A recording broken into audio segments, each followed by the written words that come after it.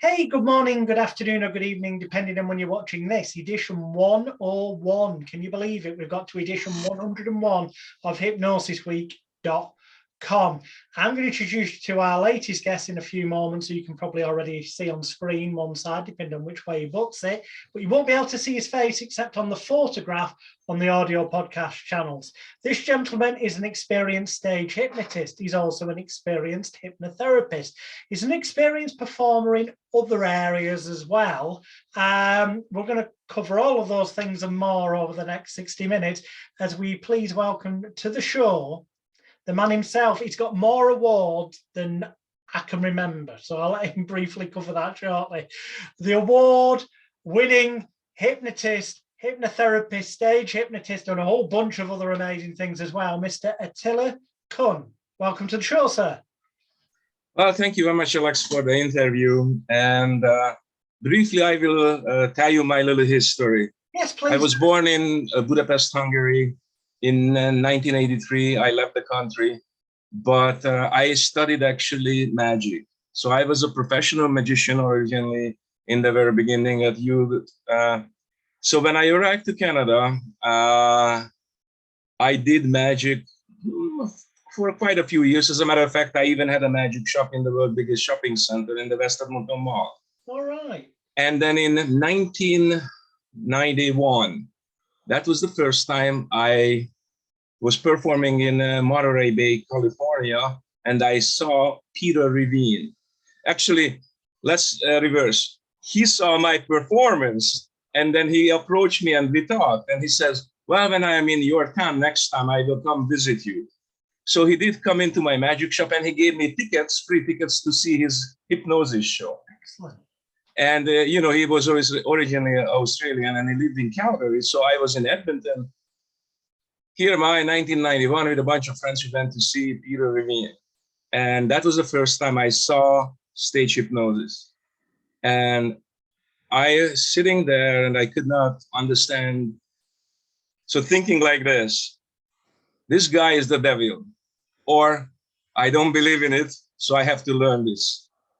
I opened the coffee shop in downtown, and then I had a lot of time on my hands. So across the street, there was the library, and I borrowed books on hypnosis. And of course, I could only find medical hypnosis. So then I found the school, and I took all trainings on hypnotherapy, all the way to clinical hypnotherapy. So by 1996, I started teaching at that school, actually, in the Hypnotism Training Institute of Alberta with Annie Slackton.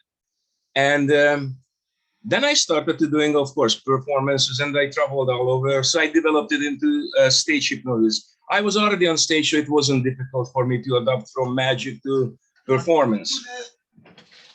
Don't worry, I will be with you in 1 second, but I'm just going to, because I've just recently got a hearing aid, and I mean last week, I've been trying to get... Sure. No worry. Plus also I have an accent, so I'm a little bit different. What I'm going to do is... So anyhow... That's better. Perfect, okay. So anyhow, then after being in the show business, in 2005, I went to Los Angeles and I started to demonstrating what I called 1 second inductions, which is actually a trademark. I trademarked a bunch of different way of techniques of rapid inductions. Mm-hmm. And that was the first time in this conference in LA when I did a lecture and I met Gil Boyne. So a bunch of big names like Dr. John Butler, he's from England, and Gil Boyne, his friend, the American Council of Hypnotist Examiners, Robert Otto from the IMDHA. So they came to see my lecture and then we talked. So at the bar at night, Gil Boyne approached me and he says, so do you teach and you have any materials? And I said, yeah. So, okay, bring it to me. So I already had 200 pages of a stage hypnosis book that time. So I run upstairs to my hotel room and bring it down to Gil with my VHS tape that time, you know, I gave it to him. So he goes away with it. And he phones me next day. He says, come upstairs to my room. So I go up and Gil went through my entire book you know, and giving me tips and ideas, endorsed it. Nice. And then a year later, actually, I was the first stage hypnotist teacher teaching in LA with Gil Boyne, which he advertised out. So from then on, we became almost like, I'm not saying friends, but a very respected me and I respected him. So we worked together many, many times. Then in 2008, oh, by the way, in 2005, I broke my neck in a car accident. Oh, bloody hell. So I have titanium rods in my neck, and then I retired from the show business. Wow. So then you just went into the therapy side full time. Wow. And thanks to the hypnosis knowledge, I used it a lot. So I recovered pretty good. Then 2006, I already did the lecture with Gil. And in 2008, they approached me from Europe, from Hungary, from my home country, if I would teach. So I started to going to Europe in Hungary and started to translating all the English courses into Hungarian. Then I started to teaching in Hungary now. So this is how this whole thing started, going into hypnotherapy. In 2007, I went back, finished my psychology degree. Then in 2014, I got a nutritional science degree. Then all kind of different things, but basically I'm now only teaching. I have 10 different courses in 2 different languages. Oh, wow. So from basic to all the way to clinical therapy. Each book is about 200 pages. And I did a lot of traveling and a lot of personal therapy as well. So that's briefly about me. We're going to pick into some of those areas a bit more over the next hour. One, in no particular order. It's just as things jump into my mind, things that I remember about you. The first thing that jumps into my mind is because we have quite a few commonalities. One is you did magic before you did hypnosis. I did magic before I did hypnosis. I was born on a circus. I believe you've performed on circus as well. I did perform in circuses. I did some shows in Vegas, always corporate market. I did all over the places actually, but it pretty much Canada, all over, from one end to the other, and you name it, all the way to Doctor to the north. I even did a show where I was in the show with Arnold Schwarzenegger. So I met a few famous people. Cool. So I'm gonna the next thing that jumps to me, I was going to ask you, briefly mentioned it, the 1 second touch thing. Now you've answered part of the question I was going to ask, because you already told us it was more of a trademark name for a bunch of rapid and instant induction techniques.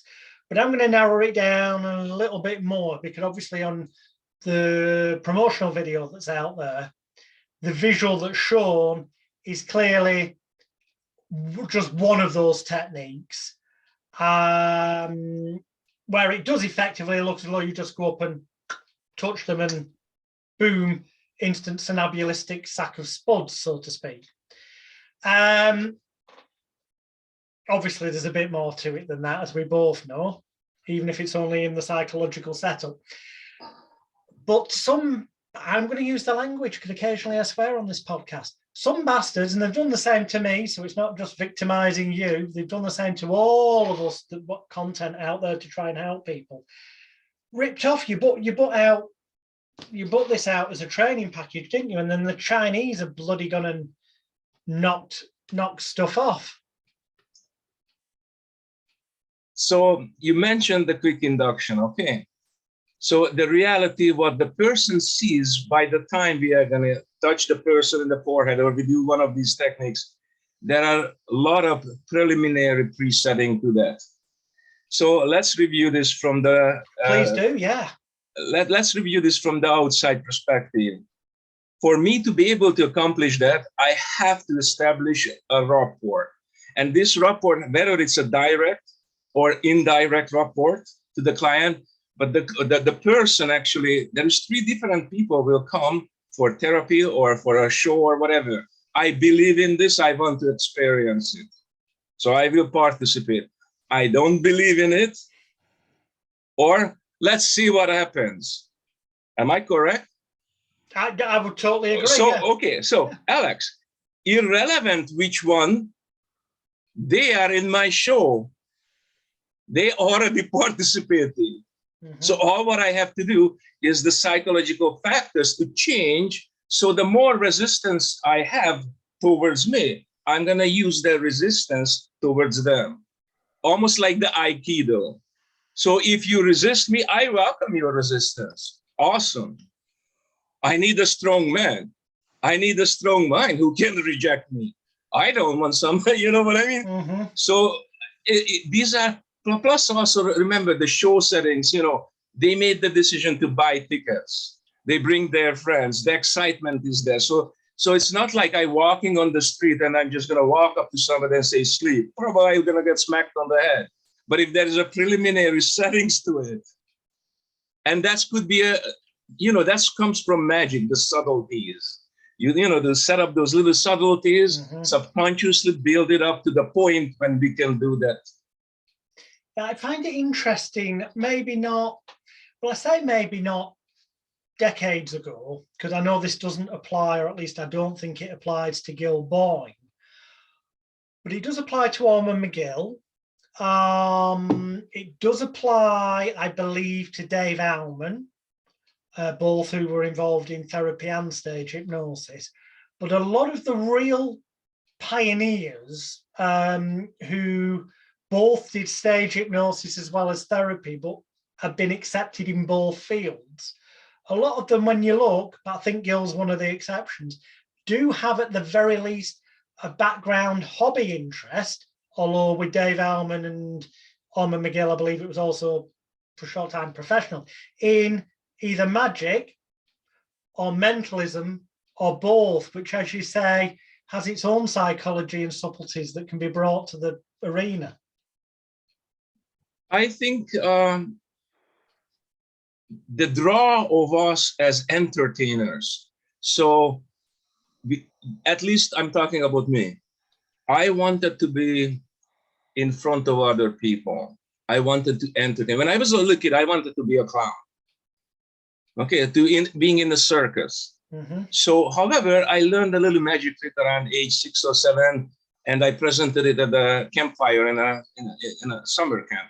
And then they started to calling me, oh, the little magician, do you have another trick? Do you have another trick?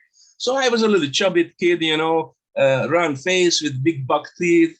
So, you know, everybody was, so that was my first, how do I say, moment of everybody loved the idea. So I was different than the rest of them. And this drawn me into the field of magic. By age 14, I was traveling with magic shows all over in Europe. So from that transitioning into, you know, the part of the hypnosis, it was basically we utilizing so much on stage what we learned in magic. You know, the one ahead principle, I have to think ahead always of the client, or always one ahead of them, what they're going to do. So they don't follow exactly what we're thinking or what we're doing. We're creating on a stage hypnosis show, we're creating a misconception. We can't make people call it a dual reality. It's a reality presented to them. They become a part of that fantasy. Okay. However, their conscious mind can anytime interrupt or stop that if you say something they don't want to be a part of it.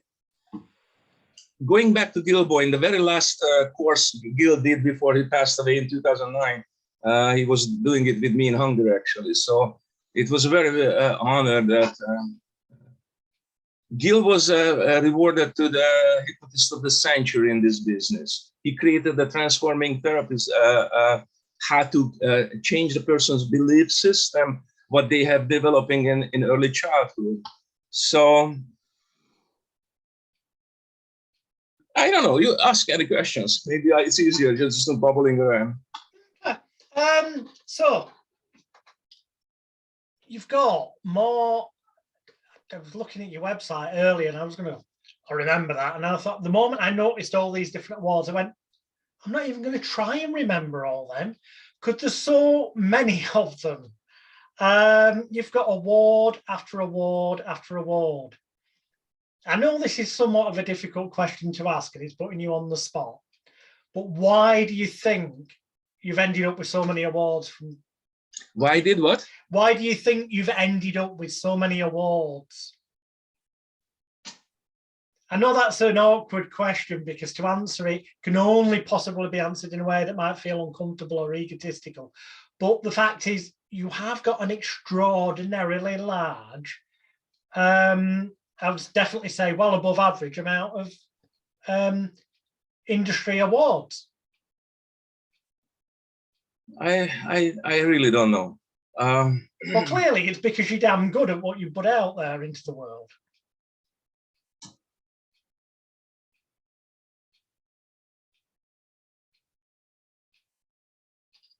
I'm thinking what to say. So inside of me, whether I have an entire group or one person who pays attention to me, it motivates me to the, either I want to make them laugh or either I want to make them learn, want to have them to change their behavior. So that motivation, it's always me. And when it comes to performing in front of the public, for example, the bigger the crowd for me, the more calm I am. All right, okay. So not that I'm worried about on a one-on-one work, don't mistake me, but the last series of shows was what I did. It ended up about 10 years ago.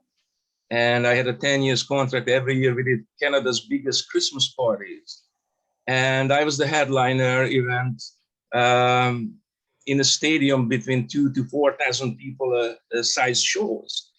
So to walking out of the magnitude of that show, it's, to me, that's the calmest feeling you can ever think of, walking on that stage. And that motivates me to, so when I'm on stage or when I'm performing, I'm home.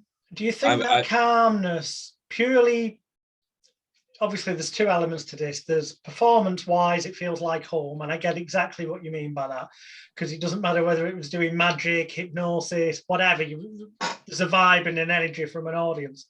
But from a stage hypnosis point of view, generally speaking, the more, there's obviously exceptions, but generally speaking, the bigger the audience, the more volunteers, the more people go under. That's a very generalized overview. It's a number game. Yeah. So do you think that's part of it, stage hypnosis wise? The more there is, the more, well, you know, it's more likely to be plain sailing tonight. With the stage hypnosis, as people coming up on the stage, we are focusing on those who immediately responding good, right? And then we select out the best and we creating this scenery or fantasy for them for 90 minutes to 2 hours. Okay. If you work on a one-on-one, you have to figure this person out internally. What's their motivation? What's their childhood traumas? What is the problem behind? What is the trigger mechanism? So you have to pay extra attention to that one particular issue. And before I actually do a therapy session, we might have 2, 3, or 4 different interview stages to get to know the client completely before I am able to do a proper therapy. On stage, you don't worry about this. You're really focusing on those who be creating the immediate responses for them. Mm-hmm. So I'm sure you have done that millions of times, you know, going on stage. Yes, however, what I have or haven't done is irrelevant. This is all about you, sir. And viewers and listeners will appreciate hearing this from someone who has done it in a different part of the world than me, who's done it at different types of venues than I have. It's, you know, even if it's only confirming what they already know, although for a lot of people, it will be brand new to them. There's already been golden nuggets in what you've shared. So it's interesting that you say that you sometimes have multiple interviews with therapy clients before actually getting to the, shall we say, hypnosis for the cliche. That sounds more like a sort of a proper detailed history fact-finding mission that you kind of conventionally see in psychotherapy or counseling. If I may say why I said what I said, okay. So many times I see it on the internet, people are advertising, oh, one session is going to happen and change everything on whatever. But it could, don't mistake it could. I had many clients who had one session and it made a huge impact or changes in their life. But not everybody is like that, and not everybody is going to go into. However, the basic principle in hypnotherapy is activating emotions creates an automatic trance state. The deeper the emotion, the more profound is the trance is. So now the client, by the time they arrive to your room or to your therapy or clinic or whatever, by that time they are already in a self-hypnotic trance because of emotional issues, what they're dealing with, and who knows how long they are in this self-preserved trance trying to resolve their own personal issues. That trance, I am not the creator of that trance. I did not create, he did not follow my instruction to being in this trance. So first I have to figure out what is the issue, how am I going to approach this, how to snap this person out of this, to start to think differently. You know what I mean? A person who believes in a certain area, oh, I'm phobic, So or I have IBS, or so you're kind of saying that you're not hypnotizing them from scratch. You're taking over their self-created trance and then steering it in the direction it needs to go for you to be able to guide them to achieve what they want to. Can I tell you a story?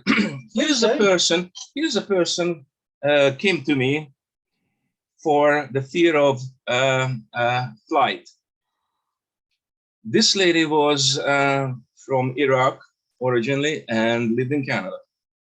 So she says, can you help me because I want to fly again, but the last time when I went into the airplane, I had such a reaction. I was screaming, suffocating, total panic attack. So they had to let me go out of the plane. So when I do a regressional hypnotherapy, and suddenly this is it. We are back now. She says, I am in Iraq. The US is bombing us. And I thought right away, oh, probably that's the connection. Okay, so it's easy to get misguided by the idea what the therapist can think of that what could be their problem. And I kept continuing. Okay, how did it make you feel? Da, da, da, da. Eventually what happened is, and this was the story, she wanted to go away from an abusive husband in Canada. And she made the decision if she goes back to another country, to Jordan or whatever, she's not coming back. But that means she's walking away from her children because she's so scared of the husband. So the conflict now, the subconscious mind creates a phobic reaction. I can't stay on the plane. You know what I mean? Yeah. So many times what I noticed with clients, for example, in therapy session, especially with phobias, never ever that originates what they are coming with. So here is the lady with a spider phobia. Attila, can you help me? We're gonna go to New Zealand. I said, yeah, sure. So let's look at the review. And she said this, if I see a spot on the wall, I'm gonna scream, spider, my husband comes and kills it with the slippers, you know, boom. And I said, okay, let's see, how is this person utilizing or using this as a secondary gate? What is the control mechanism behind it? Why is she needs to be so scared of the, okay. And by regression therapy, we discover, but this, understand, this goes into a phobic state. They are becoming phobic about this, you know? So in regression therapy, going back, and she says, oh, I grew up in a farm. We had an outhouse. My father was always out there on the field with my older brother, and I missed my father. I didn't get enough attention. And she says, when I went into the outhouse, there was this slit. There were always little spider webs. If I screamed spider, that came, hugged me, cleaned it up with a piece of newspaper. So now she has got a husband who's not giving her enough affection. So the spider is utilized not to get, because now the husband is showing affection and love. I'm gonna take care of you if there's a spider. Right, yeah. You know what I'm saying? Yeah. So there might be a connection, but many times people, they think of that the issue is, oh, let's focus on the spider. But what caused to manifest into that? So that was basically what I did a lot of therapy with people. So to me, it's very important to find out in a couple of, so even the interview stages, look, they are in a hypnoidal state. They are in a light hypnotic trance. It's almost like, can you hypnotize me? I said, can I de-hypnotize you from what you are already in? Cool.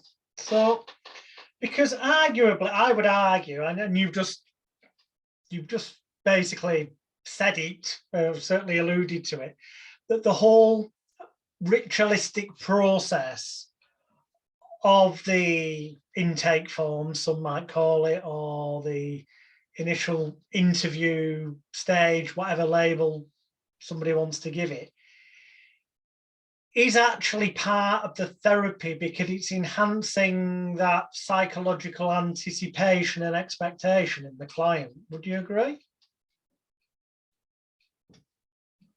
To being hypnotized, or what do you mean exactly? To the idea that, oh, we're having to go through these important processes and fact taking. It's kind of got that non-verbal suggestion in itself of what might happen if they went to see a medical consultant. So it's putting into that, if you like, another part that's triggering off the placebo effect. In the field of hypnosis, doesn't matter whether we do a performance as a demonstration or as a show or as a scientific demonstration, maybe in a university or in a high school, or if you do a private session for a client. This is my philosophy and my approach. I need them to become a participant in what I do or what I say. Okay, so it's almost like, let's boil down to a sales technique. The more you do this, the more you say yes, the more I establish a rapport where you're going to accept what I want. I tell you a story. Once I did a show, it was one of these elite hotels in Banff Spring Hotel in Canada. Yeah, it's one of those very expensive places for a bunch of doctors. It's a doctors' conference. Now, when I did a performance, I wanted to be in charge. That means that I dictate when we start, not them, because we signed a contract. I'm going to go on the stage. I have an intro, what I'm using. I have lights. I'm creating an entry. I'm here creating an impact. So now these doctors are bubbling. The dinner is over, you know, blah, blah. And suddenly a lady just goes up, and I'm already anxious. Let's get started. So I can give the sound cue, you know, my guy, I had sound technician, cameraman. I said, okay, then we're starting the show finally. And this lady just suddenly walks up on the stage, picks up the microphone from the hotel, not even mine. And she says, oh, okay, are you guys ready for the show? Here is Attila. Totally killed the you know, the entry, the impact. And so listen, and one of these doctors who was one of the big name, I don't know, some professor, sits in the front row and he pulls his chair out a little bit, crosses his leg, and he says to me on the stage, impress us. And I'm like, oh, you bugger. and you know what I mean? Yeah. So listen, I realized that he's running the show, not me. He is the most respected among his peers. So I started to coming up with a bunch of ideas. I said, you as doctors, you probably learn about the subconscious and the conscious mind. I said, please understand, to be able to get hypnotized, I said, we need both parts, the conscious and the subconscious. Is there any of you think you cannot be hypnotized? Please put your hands up.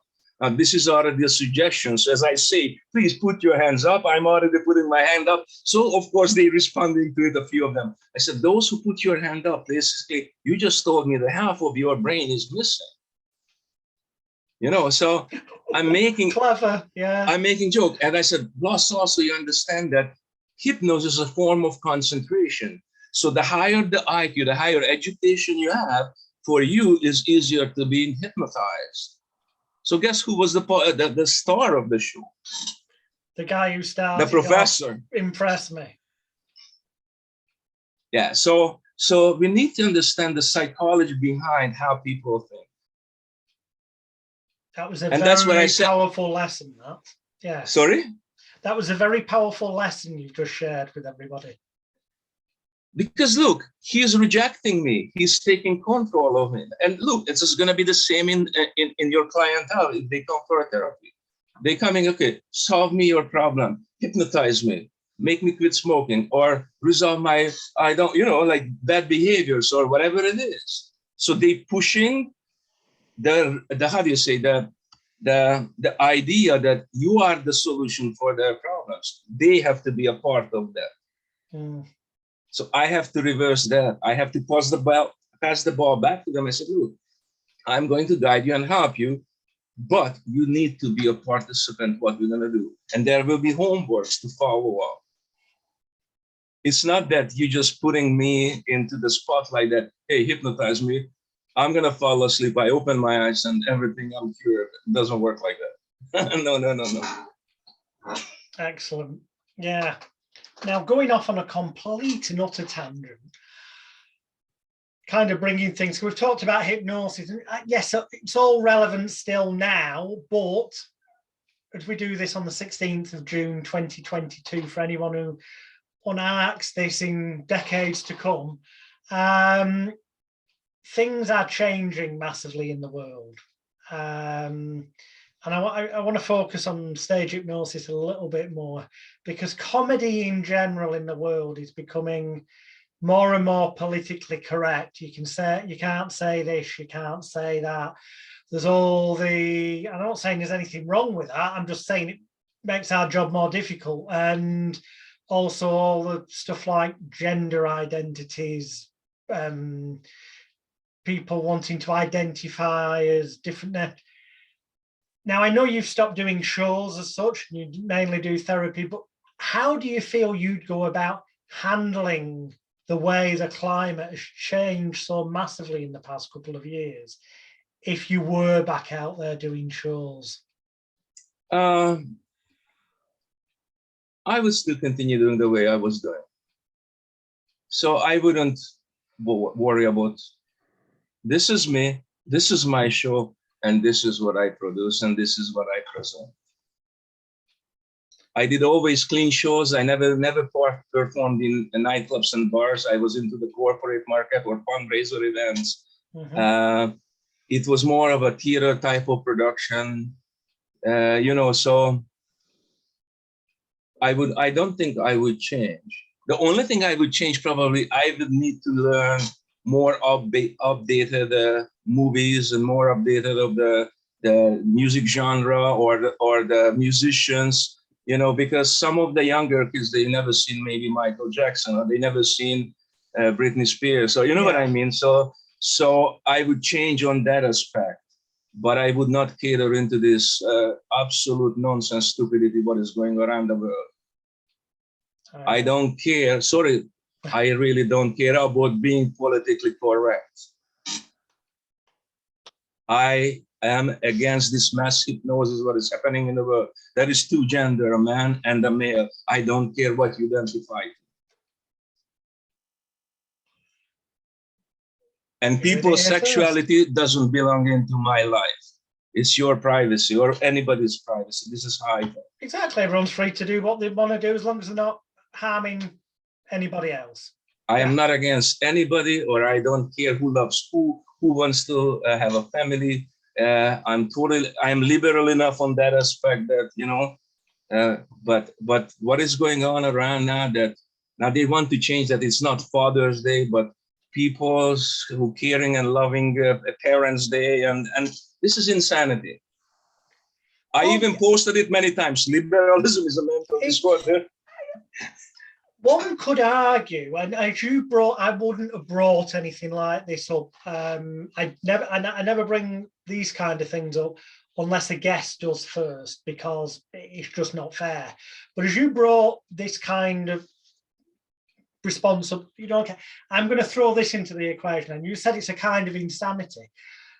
What are your thoughts on the idea that it's actually really could be a purposely engineered kind of government backed psychological operation, PSYOP, to cause division and arguments and disagreements in society, so that the mass populace are preoccupied with all that kind of stuff, and therefore are blind to tons of other stuff that's going on.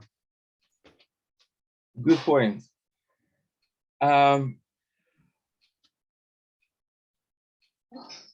Let's think like this.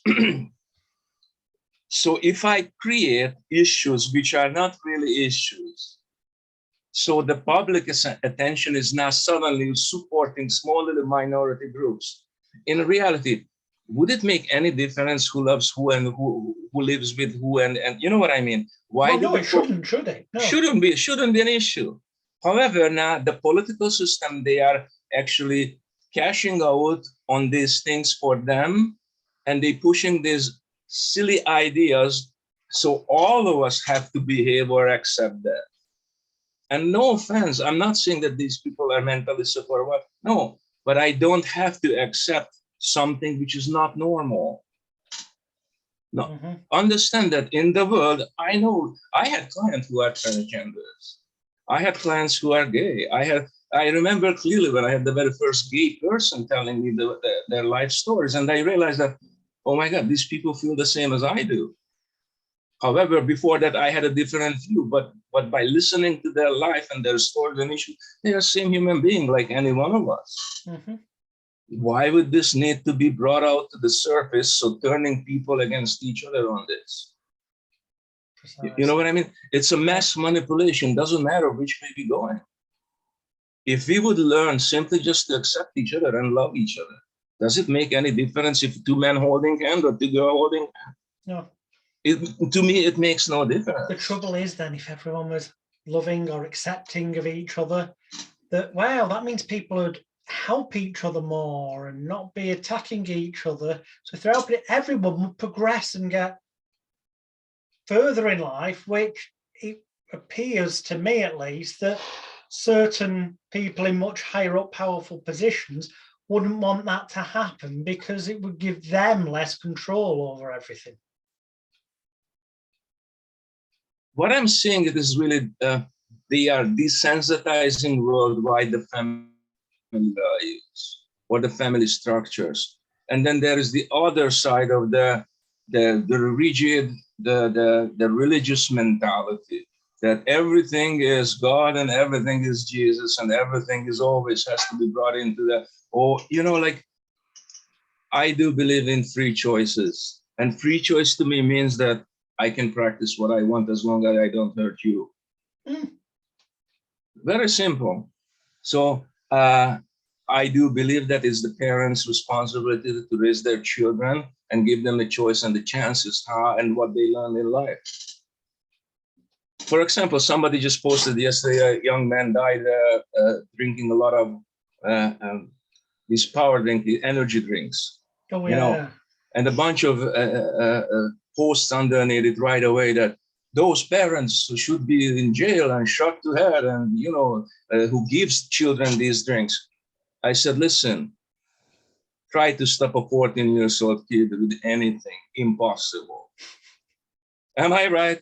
Were you 14 one day, Alex? Yeah, there's going to be a time when the parents aren't around, they're with their friends, even if they haven't got money themselves, a friend might have and offer to buy them one. And it's inevitably likely it can happen, yeah. And going back to this political stuff in the society, I do see this is the political system is creating the structure where they actually trying to take all responsibility away from people. Oh, you are not responsible for it. The government will take care of it. The government will create this, the government this, the government that. I grew up in a communist country. It doesn't work. Let's be clear. It doesn't work. Communism doesn't work. So you alluding here to things like, the first thing I think of based on what you've just said is the sort of China-style social credit system, which it does appear as though in recent months, in the past couple of years, more and more in America, England, and Europe, they've been talking about creating a universal basic income. And putting it across under the guise of this will remove worry and stress from people and mean people will not be homeless and hungry, they will not be on the breadline, they'll be able to live better lives. Whereas if you dig a bit deeper, some might argue that whilst that could be true to a degree, it would also remove people's freedoms, because in order to get such, it would also make them dependent on it and make them less likely to be motivated to do things for themselves. Alex, you are a hypnotist, and you are also an NLP practitioner. You are a teacher. You are doing this for probably 30 years at least. Yeah. So listen, I'm sure you've seen the same way. They created a fear. Then they separated from each other, so we can't communicate. We don't have physical contact, right? Mm-hmm. Then they told us more mandates, put your masks on. Then those people who created the problems, then they gave us the resolution, the solution. Now we're gonna rescue you. Problem, and then reaction, solution. And then after that came the double-blind NLP techniques. Pfizer or Moderna. You know what I mean? Illusion of choice, which is the same with politics. If you don't follow these psychological games, what they did, you became the enemy. Then they started to manipulating us. Then they started to emotionally blackmailing us. You have to do this for the rest of the people. For your old relatives, yeah. This entire thing is created. First, I said it was a mass hypnosis, and then it's turned into mass psychosis. I couldn't agree more. And now they are just doing pushing and more and more and more, until the people.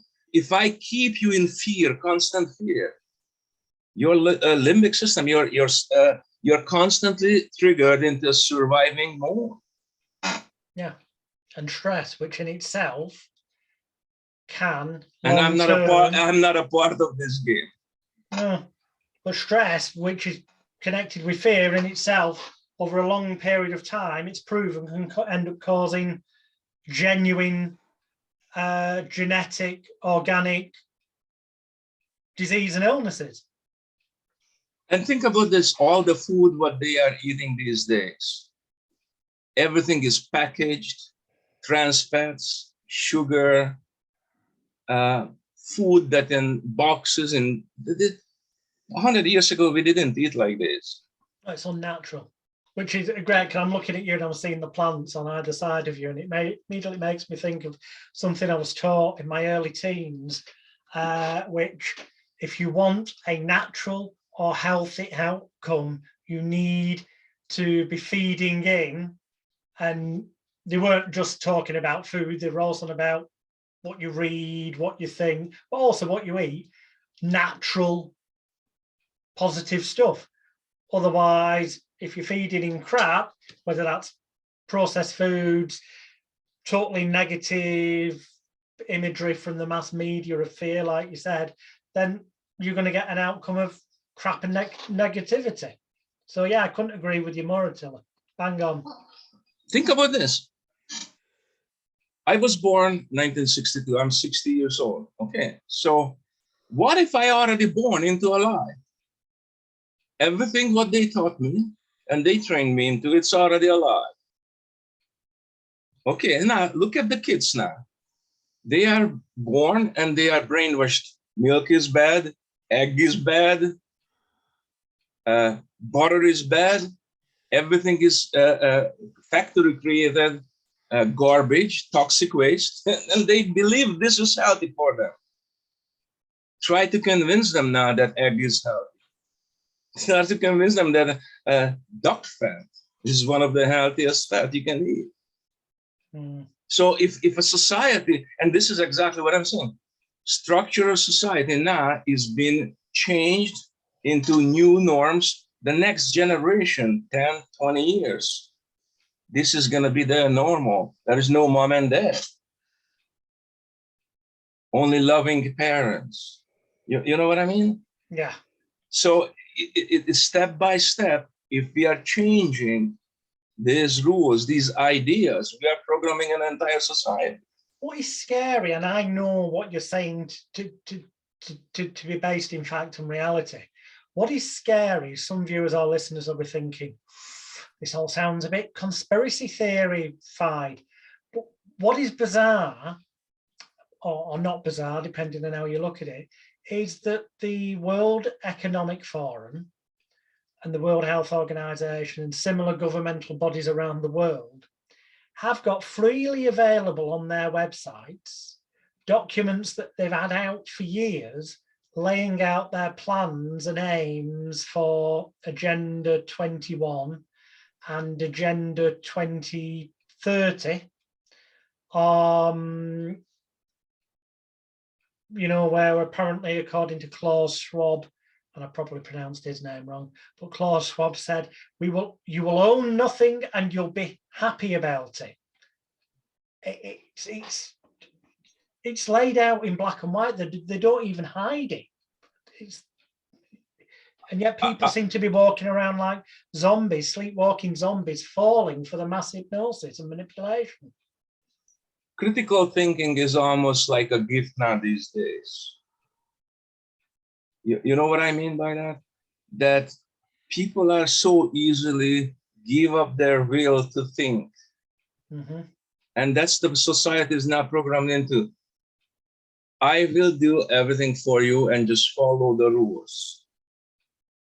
And the only way I can accomplish is that I play you, you can do whatever you want. Nobody will ever convince me smoking marijuana is healthy. Okay.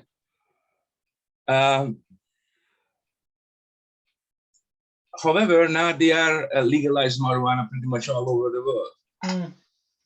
You see, I have two views on that. One, quite simply and logically, goes back to what I said before, which is if you put something into your body that doesn't naturally need to go there, then it can't be natural.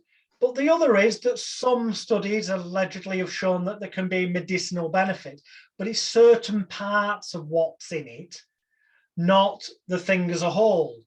So just some elements, just got to be careful of throwing the baby out with the bathwater. I think what you mentioned about this, the World Health Organization and the World Economic Forum and all of these things, I don't necessarily believe in these conspiracies that, oh yeah, they want to destroy the world and I do believe these people are having stupid ideology, you know, just like Marx had or Lenin had. And then they are presenting this and manipulating people emotionally who buys into these stories. Okay, but if you look at history, every era, every 100 years had some kind of a tyrant or some kind of a madman who had the same idea. Hence had the same idea. Cliche but truth that history repeats itself. So there, ever since that, whether it's Genghis Khan, whether it was the Ottoman Turks, or even Attila the Hun, you know, it doesn't matter. There was always somebody wanted to have a one world order or ruling the one world. Okay, it's always existed. But how can I accomplish this? Well, if I create fear and then I offer you the solution, the longer I maintain you that you are emotionally stuck, you are in a surviving mode. And if I'm activated into the daily surviving mode and I make this harder and harder and harder for you, eventually people will give up the will to fight because they want to survive. Now, this is pure conjecture, but imagine, and I know it's an awful thought for some people, just imagine everybody fell for the mass brainwashing, the manipulation, and they did end up with a one world system or whatever. Ironically, I'm going to throw it out there that I don't think it would last very long anyway, because once they'd achieved that outcome, aside from the fact over a period of time, some people would snap out of it eventually, but the actual, I'm going to use the term powers that be, but the people who'd helped it occur would have achieved their aim. They'd have nothing to focus on, so they'd end up then looking at each other more and end up infighting, and it would end up falling apart because their own egos were getting in the way, and it'd end up come crumbling down and kind of go back to square one. Human nature is that it's impossible to have this idea. It's absolutely insane idea and theory of that we are all equal and all the same, and we all deserve the same. It will never happen. Unnatural. It doesn't even happen in animal kingdom. I have lots of dogs throughout the years. Every single dog has a different personality. They want different things. They respond differently. When we do the hypnosis show, for example, there is 20, 30 people on the stage. Am I right? And we have to figure out who responds the best. Have you ever done a show? Okay, when you hypnotize them, you select out those who immediately closes their eyes and they responding to sleep suggestions. And then they open their eyes and they write that the first suggestion you say, they refuse. And not the negative, and not the negative example, because one rejects an idea and the next rejects the idea. And now suddenly we have a negative chain reaction of that. Now I have to reverse it. How do I reverse that so I still win the show? You know, and that's the same thing in society. I can hypnotize you by creating fear. I can hypnotize you by creating the solution. But sooner or later, people will snap out of these things and they want their own. There is no such a, I had once a show when I said the guy, next time you open your eyes, you will be Michael Jackson. I have these video clips in my shows and my courses. So I gave him the silver glove, the hat, you know, and he's ready to perform. And the lady who's sitting right there beside him on the stage, one of the hypnotized subjects, she just jokingly said, "Oh, you child molester." Oh. And the guy immediately took his hat off, his gloves off. He says, "I gotta go. I'm not Michael Jackson." I said, "How come?" "Because I am not Michael Jackson." So immediately he snapped out of this. So we understand that hypnosis is, I can manipulate a person to, you know, I mean, I'm talking about political system. I can manipulate them until I'm gonna create fear. But there will be people eventually will fight out of this fear. And they will come out of it and snap out. There's no possibility, impossible to creating a society then everybody and everything is equal. It's a human nature. Somebody wants something different. So I am different, you are different, every one of us are different. Politically, the place that people tend to learn of this illusion, the illusion of voting. You've got a choice here, a choice here, or a choice here. Gives people the idea they've got some sense of control over it, but whoever gets in my opinion, ends up doing what they're told by far more powerful people anyway. It's just a front thing. And that propaganda is put out there through the mainstream media, the newspapers, the news channels and stuff, who I would argue are the biggest hypnotists around. Hence they're called programs that they put out. That's what it exists for, I believe, the media, to condition and control people. You see, I never, I wasn't against these vaccines. I wasn't against all of these issues, or I'm not a conspiracy theorist that I believe or don't believe in this. I had always had my vaccines down. First of all, there's a difference between an immunization and there's a difference between vaccination. So, and this is not an immunization. Second of all, I watched the psychological factors right from the beginning. I responded when they said, don't go anywhere because there is a virus spreading. It takes only about a couple of days to realize that you don't hear the ambulance running everywhere. You don't see people falling and dying everywhere.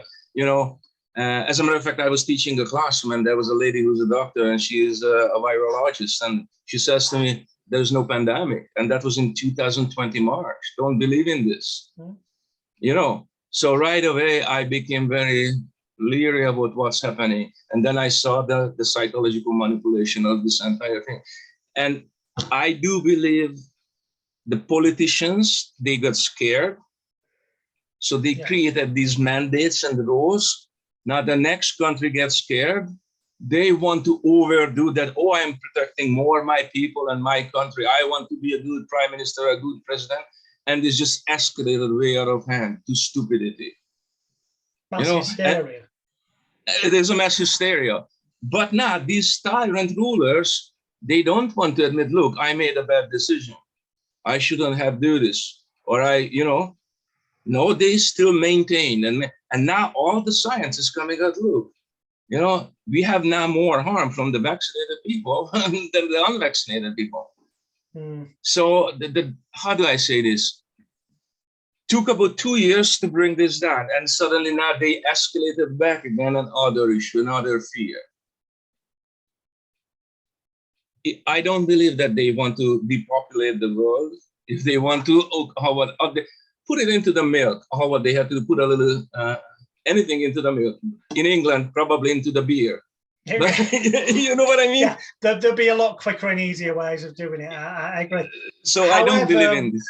What I think may be more likely is that it's a purposeful attempt to collapse the world economies so that they can bring in this central bank digital currency that more and more countries have started talking about.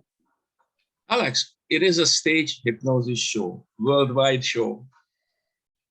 Am I correct? I totally agree with you, and that's why I wasn't planning to go down this route. But as Amen, brother. That way, I could not agree with you more.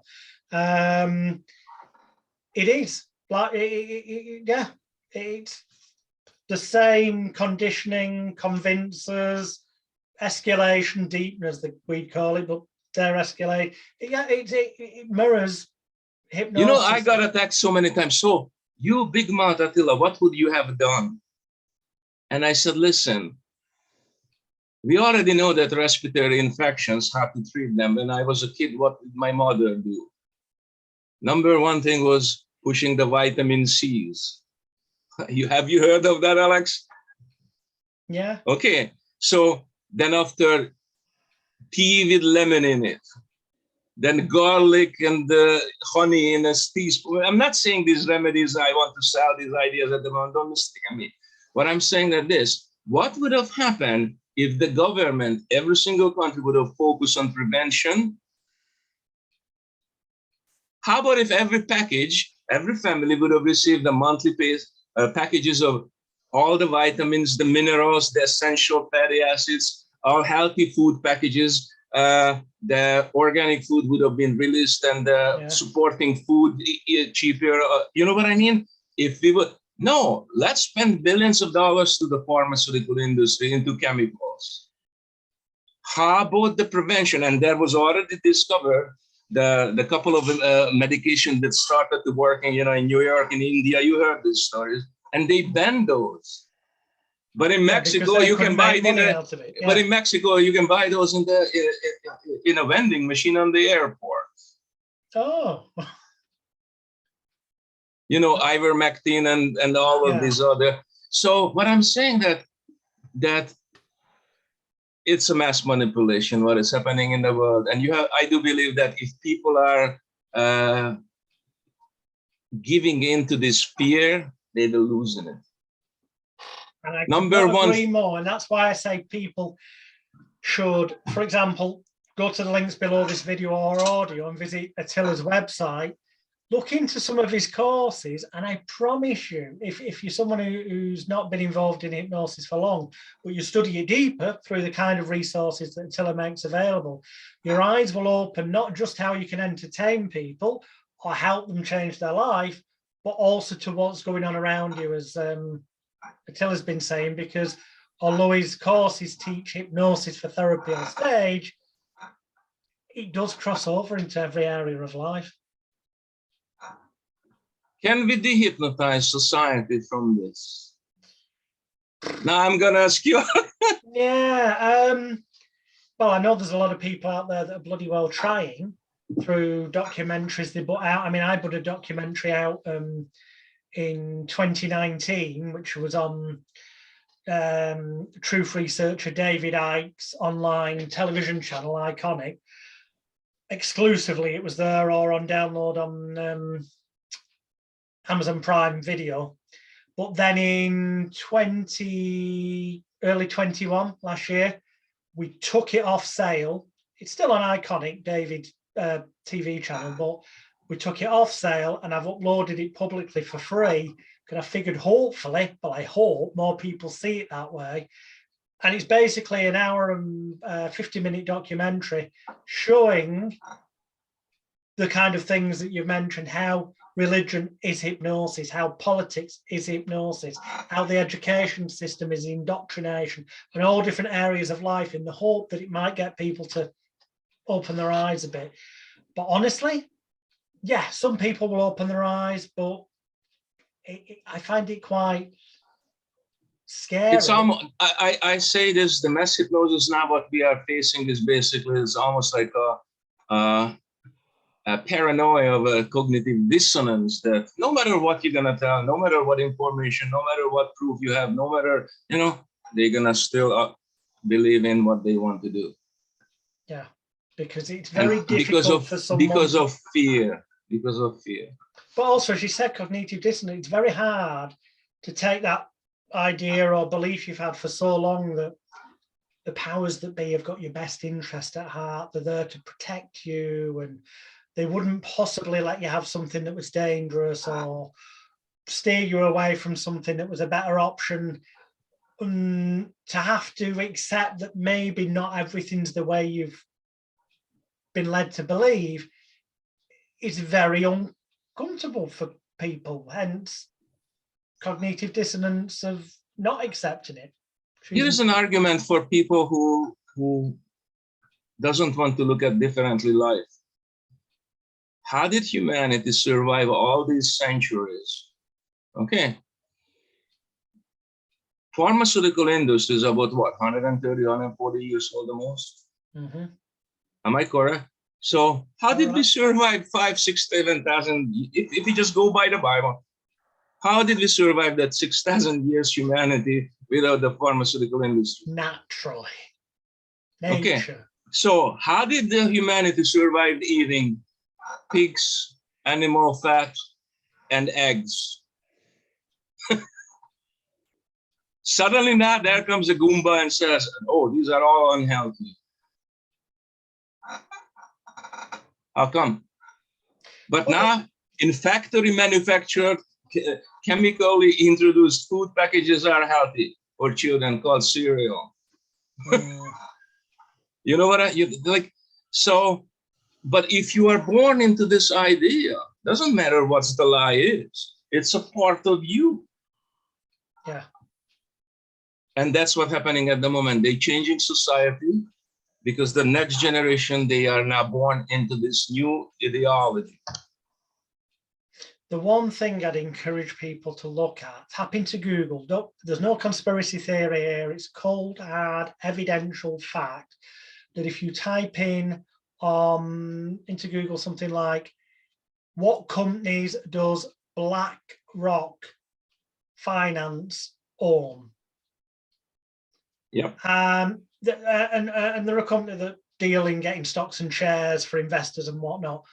But there's on the basis of the number of people in the world, how many investors there are with the massive biggest shares in the biggest companies, you will see images or graphs come up on their own website. So there's no theory, it's their own from the horse's mouth, showing that ultimately they own all the food production companies. There's only about half a dozen to 8 companies that actually own at the mother level all of these apparent brands that are in competition with each other, which really are owned by about half a dozen to 8 companies. But those half to dozen 8 companies are owned by shareholders that own shares in all of them.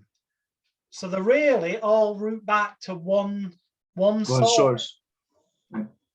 And if there's an option out there that would take money away from that one source, you can sure as hell that they're going to encourage the shareholders here to go against it, to encourage the companies here to go against it, to then encourage the media to put out the message to convince people to go against it. Well, hey, we recognize that it's a mass hypnosis. We understand that it's a worldwide stage hypnosis show. I know that I don't want to participate in it. And I hope that more and more people will listen to us and they will snap out of this hypnotic dreaming that the government will say. And that is an excellent place to wrap up and say, look at the video links, but not video links, website links, social media links that will be below this video or below the speaker on the podcast platforms. go and check out Attila's videos on YouTube, check out his products and courses he's got available on his website. If you've got any questions, I'm sure if you email Attila via his website, he will guide you to which would be the most appropriate course for you to look into for whatever your aim or desire is that you wish to achieve.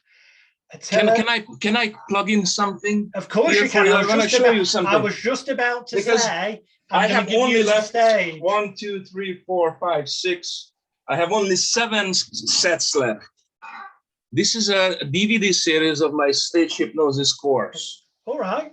Okay. It has a bonus DVD, me and Gil going together as well in it. 10 DVD sets. On my website, I sell it for $500. I have only 7 left and it's done. No more. I won't reproduce these. If anybody wants to have it through you, it's only $300. Wow. Each set. So it's $200 off if some. I have only 7 sets. You just have to, when you contact, email Attila via his website, the link's there, mention Hypnosis Week episode 101. It was filmed in Los Angeles when I was teaching there with Gil. Excellent. That'll 10 be DVD. gold. So yeah, email Attila via his website below, make the subject heading Hypnosis Week episode 101, which is what this is. Then he'll know it's in reference to this. And just ask inside, hey, how can I pay you the special offer price? And he'll send you the details of how to pay. And you can grab one of them, which A, will be highly educational and useful to you. Even if you're a hypnotherapist just wanting to learn rapid inductions and stuff that you can use in therapy, or you want to learn the stage techniques for being able to do group therapy sessions and demonstrations that could attract clients to you, then I'd recommend that. And also, of course, there's only 7 left. He's not going to reproduce anymore. Could ask him to sign it for you as well when you buy it, because it could be a bloody collector's item in the future as well. Thank you, Attila. You are an absolute star, a true legend. Thank you for sharing nuggets of your wisdom and experience. Sir, I understand why you've had so many awards. It's because you understand the subject so bloody damn well and explain it so well. Thank you very much indeed. No, thank you for having me.